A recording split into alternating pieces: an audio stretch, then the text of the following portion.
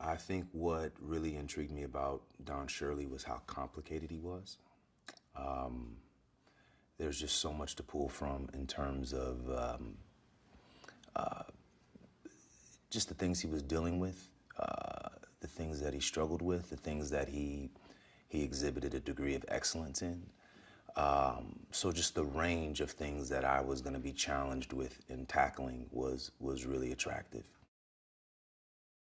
Green Book is in reference to what was called the Negro Motorist Green Book, which was around in the 60s, which basically instructed black people or directed black people where they could stay in the South safely and be welcomed, because, you know, our country was segregated at that time. And what I learned was that it was something that gave a lot of African Americans a little bit of peace in traveling, because they knew they could plot their journey. They knew exactly where they could stay and not necessarily go to these towns or these cities and be worried about finding a place to sleep.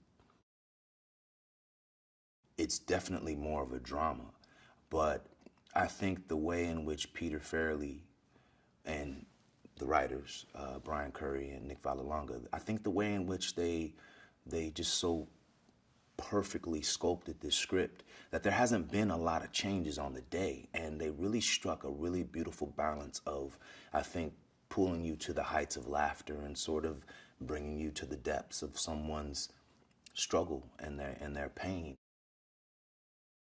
He's just immersed in the character, and so how he pitches ideas and bouncing things off you is something that is really unique, and I've just really learned a lot from how he approaches the character, how he lives in the character.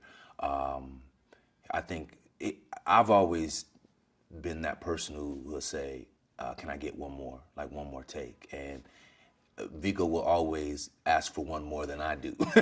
So he's very much a perfectionist, and it really has been a clinic and working with him, and a real joy, and he's been a wonderful ally.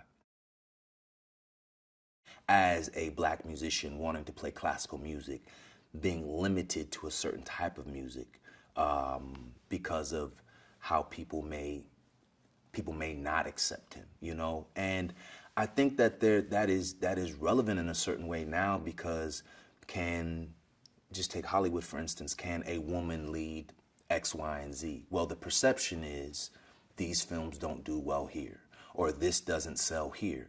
And so the effort is not truly made to do that overseas or do that internationally, because the perception is it won't do well there. So how does that ever change? How does someone ever really reach their capacity or their potential if the ideal is already that you're a failure, or that you will fail at something before you're even given the opportunity? So I don't think